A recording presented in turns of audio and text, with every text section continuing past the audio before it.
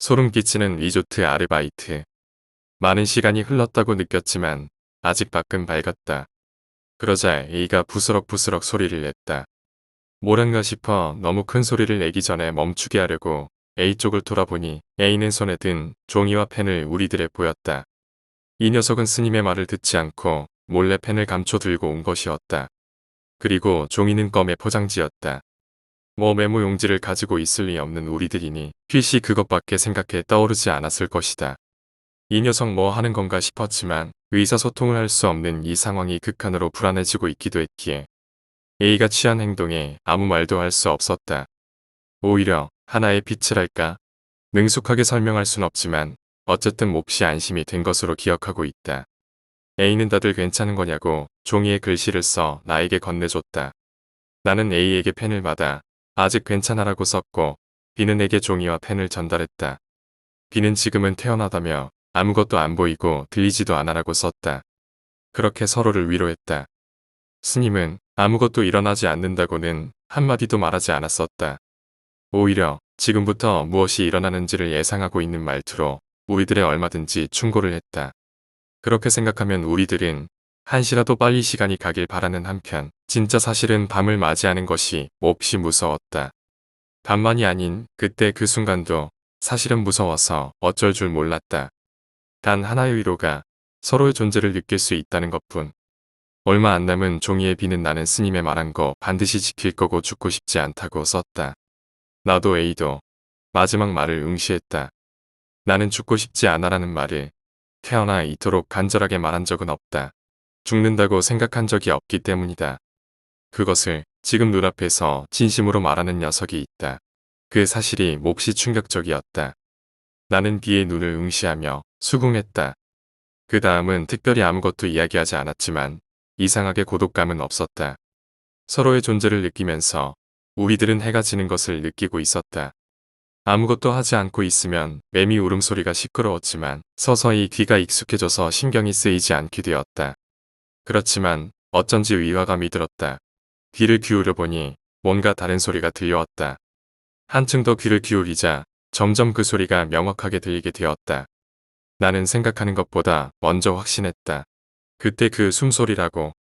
귀를 보았다. 어슴푸레해서 알기 힘들었지만 귀가 눈치챈 듯한 기색은 없었다. 귀에게는 들리지 않는 것인가. 그러고 보니 귀가 숨소리에 대해 말했었나. 혹시 그 소리는 들은 적이 없는 것인가. 아니면 단지 눈치채지 못한 것뿐인가. 머릿속에서 다양한 생각이 떠올랐다.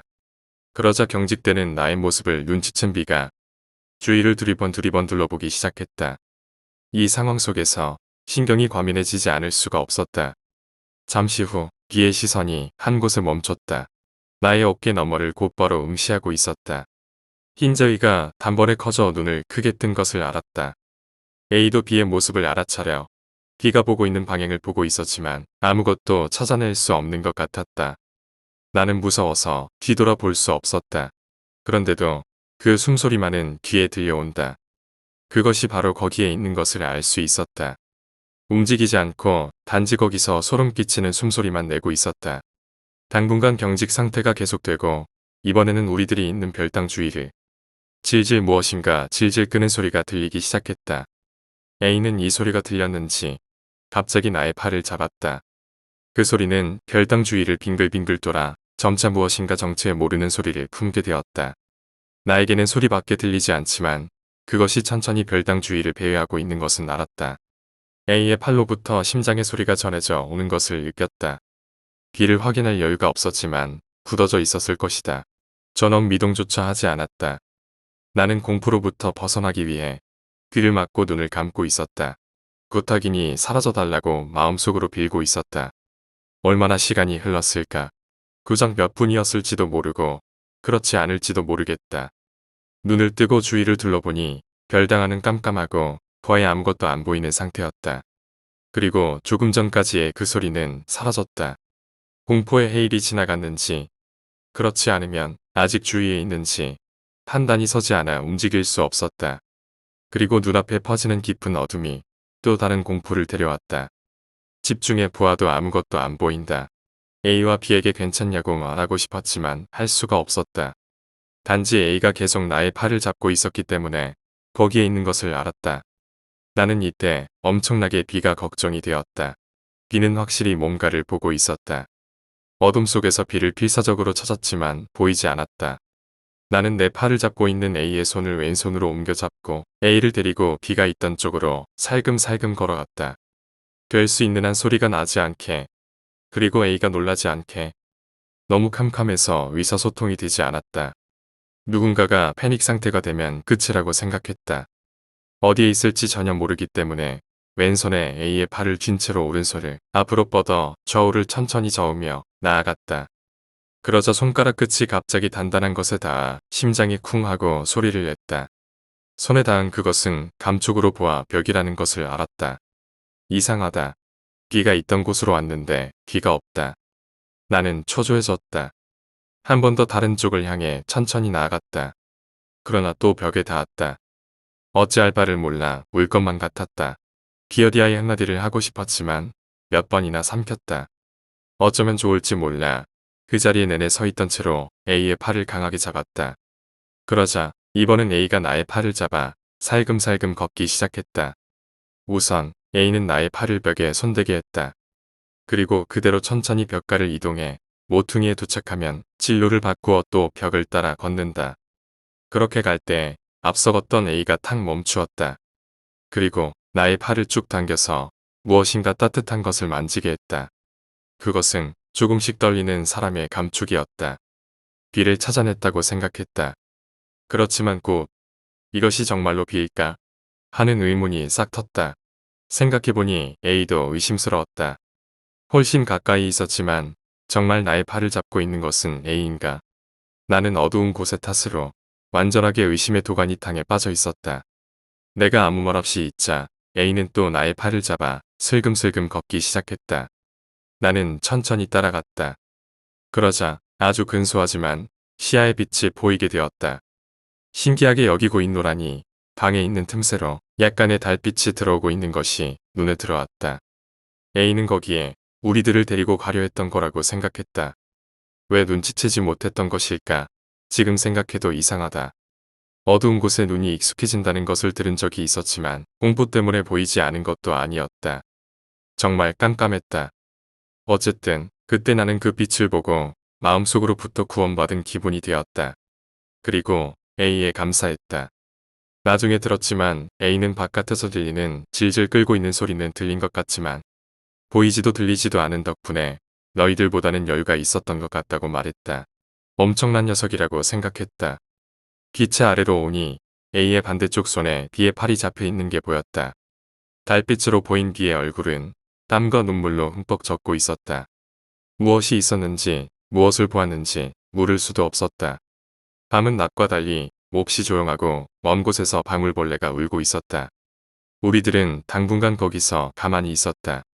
부끄럽지만 세 명이서 서로 손을 마주잡고 정확히 월을 그리며 둘러앉았다. 그 형태가 가장 안심할 수 있는 형태였다고 생각한다. 그리고 무엇보다 비록 얼마 안 되는 빛이지만 상대의 모습이 거기서 확인 가능한 것만으로 딴 세상같이 느껴졌다. 당분간 그러고 있자 드디어 예상하던 일이 일어났다. A였다. 생리현상이니까 반드시 피할 수 없다고 생각했었다. A는 자신의 바지 포켓으로부터 스님에게 받은 옷감의 봉투를 부시럭부시럭 꺼내며 일어서 우리들로부터 조금 떨어졌다. 정적 속에 A가 내는 소리가 울려 퍼진다. 뭔가 어설픈 소리에 약간 김이 빠지고 나도 B도 얼굴을 보며 멋쩍게 웃었다. 그 순간이었다. 기군. 그 소리를 듣고 한순간에 몸이 바짝 긴장이 되었다. 그러져 뚫렸다. 우리들이 들어온 문의 바로 바깥쪽에서였다. 기군. 우리들은 목소리의 주인이 누군지 일제히 알아챘다. 오늘 아침도 들은 미사키의 소리였다. 기군. 주먹밥 만들어 왔어. 이쪽의 모습을 살피기라도 하듯 조금 사이를 두면서 말해온다. 억양이 전혀 없고 기계와 같은 톤이었다. B의 손에 훨씬 힘이 들어가는 것을 느꼈다. 잠시 동안의 침묵 후 갑자기 마치 빗장이라도 끄는 듯이 B군 주먹밥 만들어 왔어. 어서 오세요. 주먹밥 만들어 왔어. 같은 말을 몇 번이나 반복했다. 심상하지 않다고 생각했다. 무서웠다. 미사키의 목소리인데 굉장히 무서웠다. 스님은 별당에는 아무도 오지 않는다고 했다. 그리고 이건 도저히 사람이 말하는 소리가 아니었다. 문에 밖에 있는 것은 절대로 미사키가 아니라고 생각했다. 어느새 A가 우리들의 쪽으로 돌아와 나와 B의 팔을 잡았다. 힘이 들어갔었기 때문에 이 녀석에도 들리고 있다고 생각했다. 우리들 세 명은 별당 문 쪽을 응시한 채로 움직일 수 없었다. 그 사이도 그 소리는 반복해 계속된다. 어서 오세요. 기군. 주먹밥 만들어 왔어. 그리고 드디어 문이 덜컹덜컹 소리를 내 흔들리기 시작했다. 문의 저편의 녀석은 문을 비틀어 열고 들어 올 생각인 듯했다. 나는 문이 열리면 어쩔지 생각했다. 여기서 어떻게 도망칠까 밖에 생각하지 않았다. 이윽고 그 녀석은 탕탕 전력 투구라도 하듯 문의 돌진에 부딪히는 소리를 내기 시작했다. 기계음으로 말하면서 그리고 그대로 조금씩 별당 벽을 따라서 왼쪽으로 이동하기 시작했다. 일정 시간 그러한 후에 또 왼쪽으로 이동한다. 그 반복이었다. 도대체 뭐 하는 거지? 이상하다 생각이 들자 나는 한 가지 눈치를 챘다. 우리들이 있는 벽 옆에는 틈새가 열려 있다. 그리고 그 녀석은 지금 거기에 천천히 향하고 있다. 만약 틈새로부터 안이 보인다면, 만약 안으로부터 저것의 모습이 보인다면, 그렇게 생각하면 안절부절 못하게 되어 나는 두 사람을 데리고 서둘러 방의 중앙으로 이동했다. 녀석에게 눈치채이고 싶지 않다. 여기 있는 것은 이미 눈치채고 있을지도 모르지. 공포로 이빨이 딱딱거리기 시작한 나는 내 손가락을 힘껏 씹었다. 그리고 틈새가 있는 장소에 도달한 그 녀석을 보았다. 달빛에 비추어진 그 녀석의 얼굴이 지금까지 소리로 밖에 느껴지지 않았던 그 녀석의 모습이 새카만 얼굴에 볼족한 흰점이 많이 묘하게 떠오르고 있었다. 그리고 전력투구라고 생각한 그 소리는 그 녀석이 머리를 벽에 부딪히고 있는 소리란 걸 알았다. 그 녀석의 얼굴이 일순간벽의 틈새로부터 사라진다. 밖에서 몸을 뒤로 젖히고 있는 듯하다. 그리고 그 후 곧 아주 대단한 기세로 벽에 돌진한다. 벽에 직면하는 순간도 흰자위만을 노출하고 있는 그 녀석으로부터 나는 눈을 떼어놓을 수 없게 되었다. 완력으로 속박당한 것은 아니다. 몸 부들부들 움직이고 있기도 했고 단지 본 적이 없는 광경에 눈을 빼앗겨 버린 것일 뿐일지도 모른다. 그 기세로 머리를 벽에 부딪히면서 그런데도 계속 담담하게 말하는 그 녀석은 완전하게 산 인간과는 동떨어지고 있었다. 결국 그 녀석은 우리들이 보이지 않았던 것일까. 틈새의 장소에서 한동안 머리를 부딪힌 후 한층 더 또 왼쪽으로 이동하며 갔다.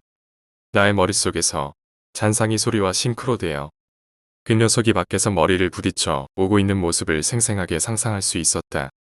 솔직히 그 녀석이 어느 정도 거기에 있었는지를 나는 전혀 기억하지 못한다.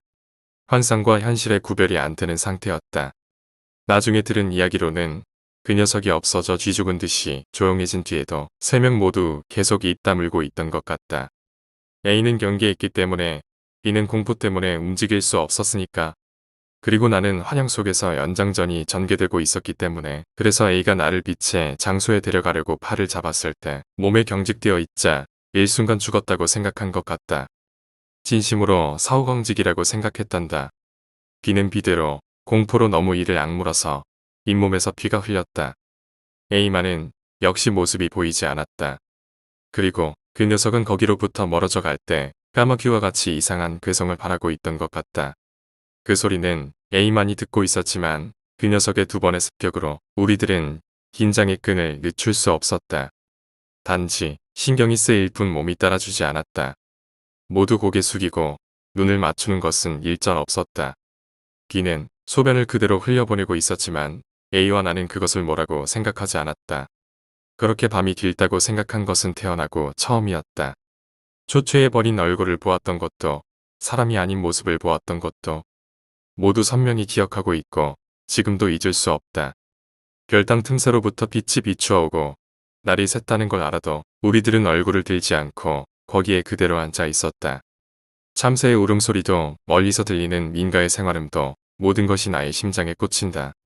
여기에서 나와 살아갈 수 있는지 진심으로 그렇게 생각한 정도다. 본격적으로 태양의 빛이 안에 파고 들어가 왔을 무렵 멀리서 여기에 가까워져 오는 발소리가 들렸다. 우리들은 완전하게 공격태세 체제에 들어갔다. 발소리는 곧 근처까지 가까워져 별당을 돌아 입구의 앞에서 멈추었다. 숨을 삼키고 있으면 덜컹덜컹거리는 소리가 나고 끼익하며 문이 열렸다. 거기에 서 있던 것은 스님이었다. 스님은 우리들의 모습이 보이자 일순간 울 것 같은 얼굴을 했다. 잘 해내셨습니다. 이렇게 말했다. 그때의 스님의 눈은 일생 잊지 못할 것이다. 정말 상냥한 눈이었다. 나는 온몸에 힘이 빠져버렸다. 그리고 애처럼 엉엉 울었다. 스님은 우리들의 땀과 소변투성이에 병당 안에 망설임 없이 들어오고 그리고 우리들의 어깨를 한 사람 한 사람 안았다. 그때 스님의 승복으로부터 어쩐지 그리운 향기가 나고 아 살았다라고 마음속으로부터 생각했다. 거기서 또 난 아이처럼 울었다. 잠시 후도 일어설 수 없는 나를 보고 스님은 아저씨를 불러와 주었다. 그리고 둘이서 어깨를 부축하고 전날에 있던 단독주택으로 향했다. 가는 도중 갈대에 본 큰 절의 옆을 지나갔는데 그때 우리들 세 명은 크게 외치는 소리를 들었다. 낮게 그러다 갑자기 높은 소리로 외치는 사람의 소리였다. 집의 현관에 도착하자 뒷전으로 A가 속삭였다. 조금 전에 그거 여주인 목소리 아냐? A가 말했다. 설마라고 생각했지만 확실히 여주인의 목소리로 들리지 않는 것도 아니었다. 하지만 나는 그럼 어떠라 싶을 만큼 피곤해서 빨리 집에 들어가고 싶었지만 현관에 나온 여자가 굉장히 불쾌하게 우리들을 업신여기면서 바로 욕실 들어가라고 말했다. 왜냐하면 우리들 상상도 못할 정도의 고약한 냄새가 났으니 그리고 우리들은 셋이서 사이좋게 목욕했다. 무서워서 혼자 목욕할 용기는 없었다. 목욕탕을 나오자 언젠가 본 기억이 있는 다다미 방으로 통해져 거기에 3장의 이불이 깔아져 있었다. 우선 자라라고 말하는 것 같았다. 여기는 안전하다고 하는 기분이 들었고 극한으로 피곤한 탓도 있었다. 일단 이성보다 몸이 먼저 움직였고 우리들은 이불에 얼굴을 묻고 그대로 쓰러져 잤다. 나는 잠이 들어가는 가운데 일어나면 그 녀석들에게 우리는 돌아간다는 전화를 해야겠다고 생각했다. 여행의 준비에 한창으로 스탠바이하는 친구 2명은 우리들이 지금 이렇게 죽을 것 같은 생각을 하고 있던 것을 몰랐다. 물론 여행 계획이 엉망이 된 것도. 그러고 보면 별당을 나올 때 나는 비에게 물었다. 이제 안 보여? 그러자 비는 확실한 어조로 답했다. 아, 안 보인다. 살아났다. 고마워. 나는 그 마지막 한마디를 듣고 비가 바지에 실수한 일은 비밀로 해주기로 했다. 우리들은 살아났다는 그 사실만으로 충분했다. 잠시 뒤 우리들은 일의 진상을 스님에게 듣게 된다. 그리고 인간의 진짜 무서움과 신념의 힘이 가져온 괴기적인 현실을 알게 된다. 비가 본 것, 내가 본 것, A가 들은 것, 그것을 모두 알고 우리들은 다시 도망가는 결심을 한다. 스님이 이야기를 시작했다.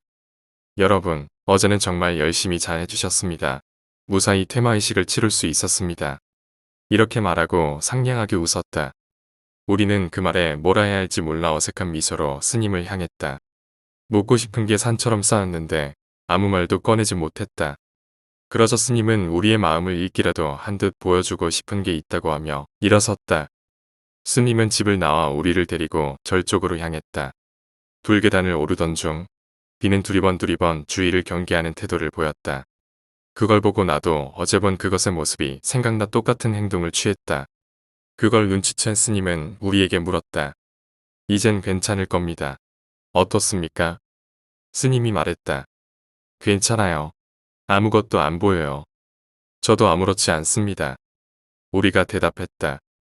그 대답을 듣자 스님은 방긋 웃었다. 큰 절에 도착하자 여기가 본당이라고 했다.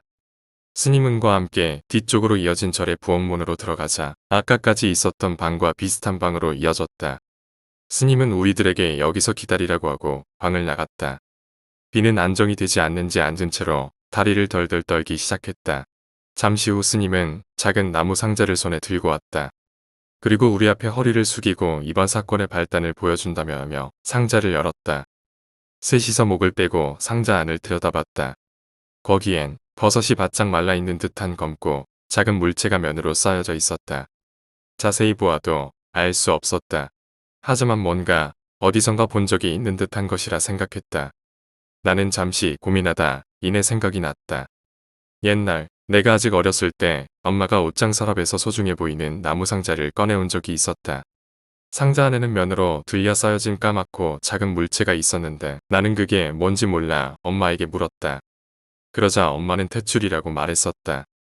문 앞에 있는 물체는 그때 봤던 탯줄과 닮았다고 생각하고 있었는데 스님이 이것은 아주 소중하게 보관된 탯줄이라고 말했다. 우리는 조용히 스님의 이야기를 들었다. 탯줄은 태내에서 엄마와 이 일을 연결하는 것이라고 지금은 출산기념으로 이것을 소중히 하는 경우가 많지만 탯줄엔 여러 전설이 많고 옛날엔 그것을 믿는 사람이 많았다고 했다. 옛날 사람들은 그런 전설을 이상할 정도로 신봉했다고 했다. 지금이야 그저 미신이라 불릴 뿐이지만 이것을 서론으로 스님은 탯줄에 관한 전설을 가르쳐 주었다. 주로 아이를 지켜준다는 의미를 가지고 있지만 해석은 여러 가지였다. 아이가 목숨이 위태로운 큰 병에 걸렸을 때 다려 먹이면 살아난다던지 아이가 가지고 있으면 위험으로부터 지켜준다던지 하는데 부모가 아이를 생각하는 마음이 담겨 있다는 게 공통점인 듯하다. 우리는 그 이야기를 듣고 우아하며 바보같이 탄성을 질렀다. 스님은 한숨 들이쉬며 희미하게 입꼬리를 올리고 말했다. 이번 사건에 관한 옛날 이야기를 해주겠다고 했다. 이 지역에 사는 사람도 탯줄에 관한 전설을 깊이 믿고 있었고 이곳은 옛부터 고기잡이를 생업으로 하는 사람이 많았다고 했다. 어부의 집에 아이가 태어나면 그 아이는 살이 분별이 될 무렵부터 아버지와 함께 바다로 나가는 게 여기서는 관례였다고 했다. 고기잡이는 위험과 함께하기 때문에 내 아이의 귀가를 기다리는 어머니의 마음은 저로선 헤아릴 수 없지만 매우 깊고 지독했을 거라고 했다. 어머니들은 언젠가부터 자신의 아이를 지키는 부적으로 아이에게 탯줄을 지니고 있게 했다고 했다. 바다의 위험으로부터 목숨을 지켜달라고 그리고 행방불명이 된 아이가 자신에게 돌아오게 해달라고. 돌아오게. 나는 생각 없이 기어들었다. 그렇습니다. 스님이 대답했다. 아직 몸이 작은 아이는 파도에 휩쓸려 버리는 일도 많았기 때문에 행방불명이 된 아이는 며칠이 지나면 죽은 거라고 생각했고 했다. 하지만 갑자기 내 아이를 잃은 어머니는 그 현실을 받아들이지 못하고 몇 날 며칠이고 귓가를 기다렸다고 했다. 그러다 언제부터인가 아이에게 지니게 한 탯줄에는 태어나기 전 자신과 아이가 연결되어 있었던 것처럼 아이가 어디에 있더라도 자신의 슬하로 돌아올 수 있는 구명줄 역할로서 의미가 부여된 거라고 했다. 난 얄궂은 이야기라고 생각했다. 본래 바다의 위험으로부터 몸을 지키는 부적을 상징하던 것이 정작 위험이 닥쳤을 때 구명줄로서 의미를 갖게 되다니 어머니는 어떤 마음으로 아이를 내보냈던 걸까? 하지만 실제 탯줄을 가지고 있던 아이가 행방불명이 되고 무사히 되돌아오는 일은 없었다고 했다. 하지만 어느 날 아이가 돌아왔다고 눈물을 흘리며 기뻐하는 한 명의 어머니가 났는데 사람들은 그 이야기를 믿지 않고 결국 미쳐버렸나 보다고 동정했다. 왜냐하면 그 어머니가 바다에서 아이를 잃은 것은 3년도 전의 일이었기 때문이었다고 스님이 말했다. 어딘가에 떠내려가 그때까지 살아남았던 건 아닐까요? 라고 비가 말했다. 스님이 말하기. 처음엔 그렇게 생각하는 사람도 있었다고 했다. 그리고 어머니에게 아이를 보여달라는 이도 있었고. 하지만 그 어머니는 그 사람들에게 조금만 더 기다리면 보여줄 수 있으니 기다려달라고 했다고 한다. 나는 이야기를 들으며 닭살이 돋았다. 돌아왔으면 보여주면 되는 게 아닌가. 물론 그 이야기를 들은 마을 사람들은 그 어머니의 이야기를 불신하게 되었지만 아이를 잃고 수년간 괴로워하던 어머니를 보아왔던지라 뭐라 하지는 못했다고 했다. 하지만 다음 날 같은 이야기를 하며 기뻐하는 다른 어머니가 났다고 했다. 그리고 그 어머니도 아이의 모습을 보여주는 일은 아직은 안 된다는 이야기를 했다. 마을 사람들은 곤혹스러워하기 시작했다. 전날의 어머니는 이미 남편과 사별하여 사실을 확인할 길이 없었지만 그 또 다른 어머니에겐 남편이 있었기 때문에 마을 사람들은 그 남편에게 진상을 확인하려 이야기를 들으려 했다. 그러자 그 남편은 모르는 이야기라고 했고 한다. 어머니가 기뻐하는 것과는 반대로 아버지는 그 사실을 전혀 모르고 있다는 거였다. 마을 사람들이 더 따지고 들자 남의 집 일에 신경 쓰지 말라며 화를 냈다고 했다. 그 후에 며칠인가 지나고 마을 사람 중 한 명이 처음 아이가 돌아왔다고 했던 어머니가 어젯잠 아이를 데리고 해변을 걷는 모습을 보았다고 했다. 어두워서 잘 보이진 않았지만 손잡고 있는 옆에 아이에게 얘기하는 모습은 정말 행복해 보였다고. 그 이야기를 들은 마을 사람들은 모두 지금까지의 잘못을 빌고 아이가 돌아왔다는 것을 진심으로 축하해주기 위해 어머니의 집을 찾아갔다고 했다. 집에 도착하자 안에서부터 한가득 웃음을 머금은 어머니가 얼굴을 내밀었다. 마을 사람들은 그날 온 이유를 구하며 몇 명인가 머리를 조아렸다. 그러자 어머니는 전 하나도 신경 쓰지 않았어요. 이 아이가 돌아온 것만으로도 행복한 거라며 문에 가려져 있던 자신의 아이를 손으로 끌어 모두에게 보였다고 했다. 그 순간 마을 사람들은 그곳에서 얼어붙었다고 했다. 그 아이의 피부는 전신이 청보라색이었다고 했다. 그리고 몸에는 엄청나게 부풀어 올라 있고 부어오른 눈꺼풀 틈으로 흰자위가 엿보이고 간신히 보이는 검은 자위는 좌우가 다른 방향을 향하고 있었다고 했다. 그리고 입에선 뭔가 거품 같은 것을 흘리며 모친이 말을 건넬 적마다 이상한 소리를 냈는데 그것은 마치 까마귀 소리 같았다고 했다. 마을 사람들은 아이의 애괴함에도 상냥하게 웃어주며 머리카락을 사랑스러운 듯이 쓰다듬는 모친의 모습을 보고 공포로 모두 그 자리에서 도망가 버렸다. 뿔뿔이 달아났던 마을 사람들은 그날 밤 촌장의 집에 모였다. 몸과 정체를 알 수 없는 것을 본 공포감에 누구 한 사람 받아들이지 못하고 그것을 들은 촌장은 자신의 손으로는 감당할 수 없다고 판단해 모두를 데리고 주지가 있는 곳으로 가기로 했다. 그 주지라는 사람은 스님의 선조인 듯 했다. 상담을 받은 주지는 일의 중대사를 느끼고 바로 어머니가 있는 곳으로 향했다. 그리고 어머니의 옆에 함께 있는 아이를 보고는 어머니를 집에서 끌어내어 절로 데려왔다고 했다. 그 순간에도 그 아이는 주지와 어머니의 뒤를 쭉 따라오며 괴성을 냈다고 했다. 절에 도착하자 먼저 결계를 강하게 치고 한 방에 어머니를 넣고 이야기를 들으려 했다. 하지만 잠깐이라도 아이와 떨어진 어머니는 그 불안감 때문에 제대로 이야기를 할 수 있는 상태가 아니었다고 한다. 끝끝내 아이를 돌려달라며 주지를 향해 울부짖었다고 했다. 아이를 생각하는 어머니의 마음은 강했다. 쥐지가 있는 힘껏 억누르고 있는데도 빠져나가 그대로 절을 나갔다고 했다. 스님은 조금 가여워하는 듯한 얼굴을 하고 말했다. 그 후 마을 사람들과 수행원들을 몇 명인가 데리고 어머니의 집으로 갔지만 거기엔 어머니와 아이의 모습이 보이지 않았다고 했다. 그리고 집안에는 뭔지 알 수 없는 지폐 같은 것이 여기저기 붙어 있고 방 한쪽 구석엔 썩은 밥과 반찬이 널려 악취가 진동했다고 했다. 그 여관의 이중에서 봤던 것과 같다고 그 순간 나는 생각했다. 어머니는 아이를 잃은 슬픔에 여기서 뭔가 의식을 치르고 있었다고 거기에 살던 모두가 같은 생각을 했다고 한다. 그리고 믿기 어렵지만 그 산물로 그런 것이 태어난 것이라고. 그렇게 생각한 마을 사람들은 모친의 행방을 한마음이 되어 찾아 나섰다. 쥐지는 곧 수행원을 데리고 또 한 사람의 어머니 집으로 향하지만 이쪽도 이미 한 발 늦은 상태였다고 했다. 정체 모를 그것에 말을 걸어 아이의 이름을 부르는 모친에게 공포를 느끼는 부친.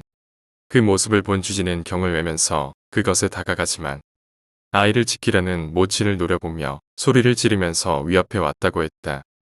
스님의 이야기를 들으며 현실성이 없는 이야기인데도 왠지 모르게 엄청나게 식은 땀이 배어나왔다. 스님이 계속 말을 이어나갔다. 마을 사람들은 겁에 질려 한 발도 다가가진 못했다고 했다. 하지만 쥐지와 그 수행원들은 두려워하지 않고 어머니와 그것에 다가가 흥분한 어머니를 붙잡아 절에 데려왔다고 했다.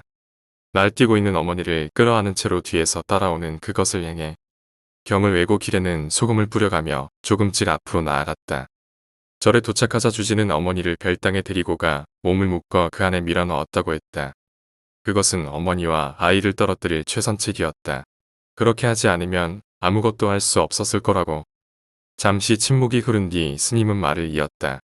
어머니의 몸의 자해를 막기 위한 처치를 한 듯하지만 자세한 것은 모른다고 했다. 그 후 별당 주위에 제한 표지줄을 감아 주지들은 그 주위를 둘러싸고 불경을 외기 시작했다고 했다. 안으로부터 어머니의 신음소리가 들렸지만 그 소리가 아이에게 들리지 않도록 더욱 큰 소리로 경을 외웠다고 한다. 스님들이 필사적으로 경을 외고 있자 드디어 아이의 모습이 났다. 아이는 어미를 찾아 별당 주위를 빙글빙글 돌기 시작했다. 무엇으로 어미를 찾는지 과연 불경이 효과가 있는지도 모르지만 어쨌든 스님들은 필사적으로 경을 외웠다. 별당 주위를 돌고 있던 그것은 차츰 걷기가 힘들어지는지 땅을 짚고 기는 듯 가기 시작했다. 그러다 관절을 크게 꼬고 마치 거미처럼 땅을 기며 불었다. 그것은 마치 인간의 퇴화 과정을 보는 것 같았다. 그 후 어쩐지 신음소리가 커진다 생각이 들 무렵 그것의 사진은 없어져 버려 애벌레와 같은 형태로 거기에 널브러져 있었다. 그리고 그것은 날이 새어 오자 차츰 작게 시드는 듯 하더니 나중에 맨 마지막엔 탯줄이다. 나는 스님의 이야기를 듣고 있었다. 마치 자신들의 이야기에 살이 붙어 옛날 이야기처럼 이야기되어지는 느낌이었다. 잠시 후 A가 물었다. 그럼 혹시 그 탯줄이라는 게? 그러자 스님은 조용하게 대답했다. 오늘 아침 별당 안쪽 바위 위에 놓여있던 것입니다. 스님이 대답했다. 왜 우리들인 겁니까? 내가 물었지만 스님은 자세히는 잘 모른다고 했다. 이 절에는 대대로 주지의 수기가 남아있긴 하지만 어머니가 아닌 다른 사람에게 이런 현상이 일어난 사례는 본 적이 없다고 했다. 무엇보다도 그 어머니가 일으킨 의식에 대해서 그게 아직 수수께끼라고 했다. 어머니에게 묻지 않았던 거냐고 묻자 스님은 묻지 않은 것이 아니고 물을 수 없었던 거라고 했다. 입이 다물어지지 않는 가운데 스님이 다시 이야기를 시작했다. 쥐지들이 별당에 문을 열어 확인하자 완전히 지쳐 녹초가 된 어머니가 있었다. 아이를 찾으며 밤새 울부짖어 곧바로 어머니를 밖으로 데려와 치료를 했습니다만 눈을 떴을 때에는 이미 어머니는 완전하게 제정신을 잃은 상태였다. 두 번이나 아이를 잃은 슬픔 때문인지 아니면 또 무엇인가 막아낀 물건의 소행인지 그것은 알 수 없었다. 그리고 마을 사람들이 찾아 헤매던 또 한 사람의 어머니는 하룻밤 내내 경을 외고 완전히 지쳐버린 주제에게 근처 해변에서 사체로 발견되었다고 한다. 어머니는 몸을 무언가에 뜯어 먹힌 듯해 보였지만 얼굴은 매우 행복해 보였다고 한다. 무슨 일이 일어났는지 알 수 없지만 주지의 수기엔 이렇게 씌어 있었다. 아이에게 먹힌 어머니의 최후는 완벽한 미소였다라고. 믿을 수 없는 이야기였지만 우리는 스님의 말 한마디 한마디를 그대로 받아들였다. 시체로 발견된 어머니의 짚는 마을 사람들이 상의에 부수어 버리기로 했는데 그때 집안에서 어머니가 써놓은 듯한 메모가 발견됐다고 한다. 스님은 그 메모의 내용을 우리에게 설명해줬다. 간단히 말해 의식을 시작한 후부터 아이의 모습을 기록한 성장일기 같은 것이었다. 이 성장 기록에는 어머니의 심정이 가득 쓰여져 있었단다. 덧붙이자면 또 한 명의 어머니는 다락방에 신당을 만들어 놓은 듯해서 남편은 그 존재를 전혀 눈치채지 못했던 거라고 한다. 스님도 이야기를 다 이해했다곤 못하지만 어머니의 성장 기록과 주지의 수기를 견주어 보면 그것은 자신의 성장 과정을 거슬러 올라가며 태화되어 간 것 같다고 했다. 나도 그렇다고 생각했다. 그리고 스님은 그 이상의 언급을 피하는 듯이 이야기를 계속했다. 이 이후 수기에는 아주 드물지만 같은 현상의 기록이 보였다고 했다. 하지만 다 다른 어머니이고 언제 어떻게 그 의식을 알게 됐는지 명기되어 있지 않았다. 그건 모든 어머니가 목숨을 잃거나 제대로 이야기할 수 없는 상태가 돼버렸다는 것을 의미하는 것이라고. 스님은 조기에 발견하지 못한 것이 죄스럽다고 했다. 이번 현상은 처음으로 본인도 당황하고 있었다고. 어째서 어머니가 아닌 당신들이 그것을 발견한 것인지. 아이의 성장은 어머니 외엔 모르고 함께 생활하는 사람도 그걸 확인할 수 없을 텐데. 난 뭐 이런 무책임한 말이 다 있나 생각했다. 그리고 비가 이야기의 핵심을 알기 위해 여러 가지 질문을 했다. 그 어머니가 혹시 리조트 여주인이신가요? 스님은 잠시 망설이다 대답했다.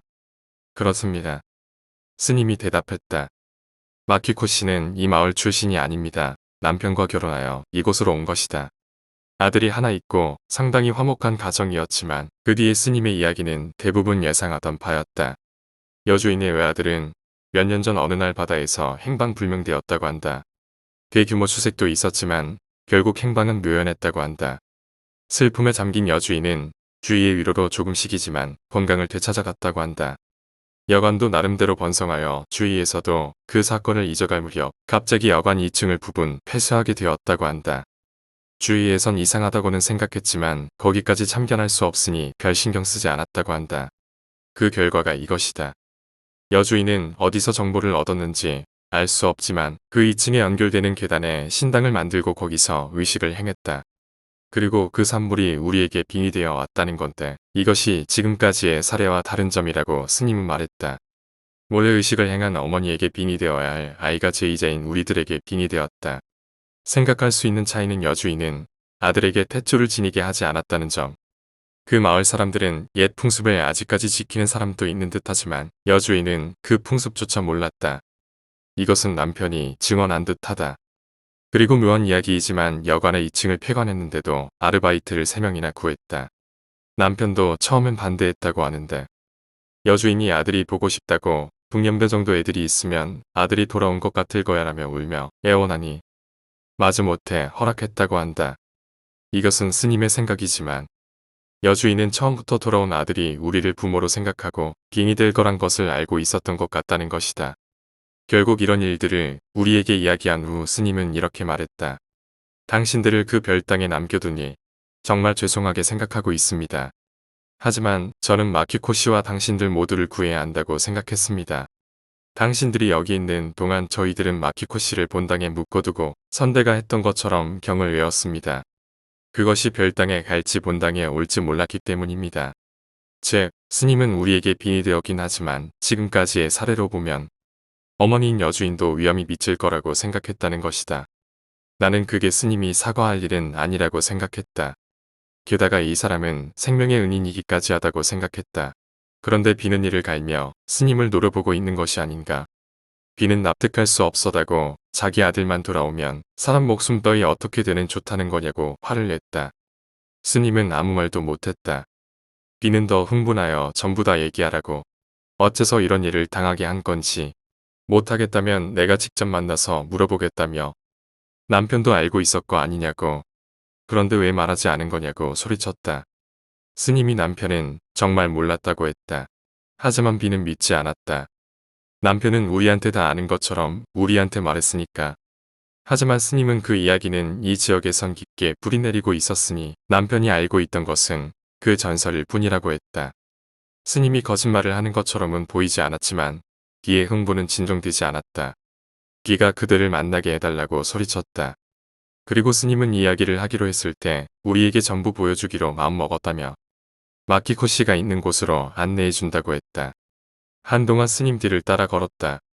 본당 안에 있을 거라 생각했는데 다른 건물과 이어진 복도 같은 곳을 지나 떨어진 곳으로 갔다. 가까워질수록 뭔가 신음소리와 몇 명인가 경을 외는 소리가 들려왔다. 그리고 그 소리와 함께 쿵쾅쿵쾅 하는 소리가 들려왔다. 상당히 큰 소리였다. 별채의 문 앞에 서자 그 소리는 바로 거기서 울리고 있었고 배채 안에서 무슨 일이 일어나고 있는 건지 나는 내심 두려웠다. 그리고 스님이 그 문을 열자 거기에는 여주인과 그녀를 둘러싸고 있는 스님들이 있었다. 우리는 전부 아무 말도 할 수 없었다. 여주인은 여기에 있긴 했지만 뭐랄까 새우처럼 뛰고 있었다. 뭐라 설명해야 할지 모르겠다. 누운 상태로 방바닥 위에서 젤리처럼 몸을 흔들면서 팔딱팔딱 뛰고 있었다. 사람이 저렇게 움직이는 건 처음 봤다. 그리고 가끔 괴로운 듯이 신음소리를 냈다. 나는 무서워서 여주인의 얼굴을 볼 수 없었다. 솔직히 어젯밤과는 다르다. 하지만 그와 견줄 정도의 공포를 느꼈다. 어떨때란 우리에게 스님은 말했다. 오늘 아침부터 이런 상태입니다. 그러자 A가 견디지 못하고 나 더는 여기에 못 있겠어요. 라고 A가 말했기 때문에 일단 밖으로 나오게 됐다. 소리를 듣는 것조차 괴로웠다. 어제 아침에 봤던 여주인의 모습과는 전혀 다른 모습이 되어 있었다. 거기부터 조금 떨어진 곳에서 우리는 스님에게 물었다. 악령 퇴치는 성공한 게 아닌 것인지. 스님은 분명히 당신들을 어머니라 생각하고 들러붙었던 것은 퇴치했다고 했다. 지금 여기에 우리들이 있고 여기에 탯줄도 있으니까. 하지만 그러자 비가 말했다. 역시 그런 건가. 내가 본 건 한 개가 아니었어. 처음엔 뭔 소리를 하는지 몰랐지만 문득 나도 딱 떠오르는 게 있었다. 비는 그때 2층 계단에서 여러 개의 그림자를 봤다고 말하지 않았던가. 스님이 물었다. 하나가 아닌 것입니까? 스님은 놀란 듯 되묻더니 비가 그렇다고 하자 또 잠시 입을 다물었다. 그리고 잠시 동안 생각하는 듯 하더니 갑자기 뭔가 생각난 듯한 얼굴을 하고 우리에게 말했다. 어제 묵었던 곳으로 돌아가서 그 방을 한 발짝도 나오지 말라고 나중에 사람을 보내겠다고 했다. 어떨떠란 우리를 두고 스님은 그대로 여주인이 있는 별채 쪽으로 뛰어갔다. 갑자기 남겨진 우리들은 꿀먹은 벙어리처럼 잠시 가만히 있었다. 그러자 별채 쪽에서 여러 스님들이 커다란 천으로 쌓여진 물체를 옮기는 게 보였다. 그 천 속의 것은 꾸물꾸물 움직이며 때때로 경련하고 있는 것처럼 보였다. 우리 모두 그 안의 것은 여주인이라고 생각했다. 그대로 별당으로 옮겨져 가는 것을 우리는 멍하게 보고 있었다. 문득 서로의 얼굴을 쳐다보고는 그제야 금 무서워져서 우리는 빠른 걸음으로 집으로 향했다. 그곳에서는 설명할 게 하나도 없을 정도로 아무 일도 없었다. 잠시 후에 집에 다른 스님이 와서 여기서 하룻밤을 보내라 했다. 그리고 그 스님은 우리들의 방에 남아 미묘한 분위기로 4명이서 아침을 맞이했을 뿐이다. 다음날 아침 일찍 눈이 떠진 우리들이 태평하게 TV를 보고 있는데 스님이 왔다. 우리는 스님의 앞에 나란히 앉아 이야기를 들었다. 스님은 어제 말한 것처럼 우리에게 붙었던 악령은 완전히 퇴치됐다고 말했다. 우리에게 빙이 되었던 것은 한마디로 그것은 퇴화를 하다가 소멸한 것을 확인했다는 것. 우리는 그것을 듣고 안도했다. 하지만 스님은 이렇게 말했다. 여주인을 구하는 것은 실패했다고. 슬픈 것인지 화가 난 것인지 알 수 없는 표정으로 그렇게 말했다. 죽은 거냐 물었더니 그건 아니란다. 나는 그 말에서 여주인이 몸을 튕기며 돌아다니던 모습이 떠올랐다. 두려움에 떨며 계속 그 상태냐고 묻자 스님은 씁쓸한 표정을 지으며 긍정도 부정도 하지 않았다. 여주인의 지금 상태는 빙이 되어 들러붙은 차원이 아니라 뭔가 더 다른 것에 기인하고 있다고 한다. 자세한 것은 이야기해주지 않았지만 여주인이 행한 의식은 이 지역에 전해지는 아이를 돌아오게 하는 의식이면서도 뭔가 다른 것인 것 같다. 어디선가 이 의식의 존재와 방법을 알게 된 여주인은 아들을 잃은 슬픔으로 이것을 시도한다. 하지만 가장 중요한 탯줄이 자신의 수중에 있었던 것이다. 여기서부터는 스님의 생각이지만 여주인은 이것을 시행착오를 거쳐 완성에 달하지 않았을까 하는 것이다. 자신의 신념을 바탕으로. 그리고 그렇게 얻은 결과는 본래의 것과는 다른 것이었다. 신당에는 여러 개의 그것이 생겨났는데 거기에 아들이 있었는가는 알 수 없다고 스님은 말했다. 그 의식의 결말은 매우 잔혹한 것에 지나지 않는다는 것과 그것을 무겁게 감안하고 어머니는 그 금단의 영역에 발을 디뎌버린 것이다. 아이를 잃는 슬픔이 어느 정도인 건지 우리에게는 헤아릴 수 없지만 마음의 구멍이 뚫려버린 어머니가 그것을 의지해버리는 것은 어느 시대가 되었든 마찬가지인 것 같다고. 귀가 여주인의 앞으로의 얘기를 집요하게 물었지만 아무것도 모르는 것으로 시종일관이니 우리는 안개 속을 헤매는 듯한 기분이었다. 우리와 스님과 이야기 끝나자 방으로 남편이 들어왔다. 나는 솔직히 오싹해졌다. 얼굴이 완전히 흑빛으로 너무 여이어 반쪽이 되어 있었다. 그리고 우리들 앞으로 와 울면서 사과했다. 너무 울어서 무슨 말을 하는지 전부 알아들을 수 없었지만 우리들은 남편의 그런 모습을 보고 아무 말도 할 수 없었다. 우리들에게 미안한 일을 했다고 울고 있는지 그게 아니면 여주인이 불러들인 결과를 생각해 울고 있는지 어느 쪽이었던 것일까. 이제와 알 수 있는 건 아니지만 그 뒤 우리는 몇 번이나 스님에게 확인을 했다. 이제 더 이상 우리의 몸엔 아무것도 일어나지 않는 것인지. 그러자 스님은 곤란한 듯한 얼굴을 하면서 괜찮다고 했다. 그 뒤 택시를 불러 우리는 돌아가기로 했다. 일단 어제 아침 우리를 집까지 태워준 아저씨가 역까지 동승해주기로 했다. 이 아저씨가 쓸데없는 말을 하는 사람으로 지금까지의 사건으로 기분이 가라앉아 있는 우리들의 분위기를 전혀 상관 않고 혼자서 마구 짓거려댄다.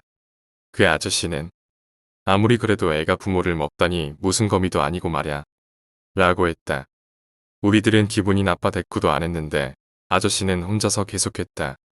너희들 여기서 의식하는 방법 들었다고 시험해보면 안 된다. 다 자기 책임이야 라고 말하며 웃었다. 우리들의 기분을 달래주려고 하는 말인지 진짜 어리석어 하는 말인지 모르지만 하나 확실한 것이 있었다. 우리에게 스님은 진실을 감춘 채 알려준 것이었다. 의식의 방법은 그 결과와 함께 이 지역에 전해지고 있는 것이다. 이 아저씨가 알고 있는데 스님이 모를 리가 없자는가. 그렇게 생각하자 이렇게나 큰일을 당하게 해놓고도 끝까지 중요한 것은 감춘 채로 말했다는 것이 엄청나게 쇼크였다. 스님을 믿었던 만큼 분노도 그만큼 크게 솟구쳐왔다. 택시가 역에 도착하자 아저씨가 돈을 내겠다고 했지만 우리는 거절했다. 빨리 이곳으로부터 달아나고 싶다는 그 마음뿐이었다. 스님이 괜찮다고 말한 것이 전부 거짓말처럼 생각됐다. 그렇다고 우리가 그절로 돌아갈 용기는 없었기에 집에 돌아갈 전철을 그저 말없이 기다릴 수밖에 없었다.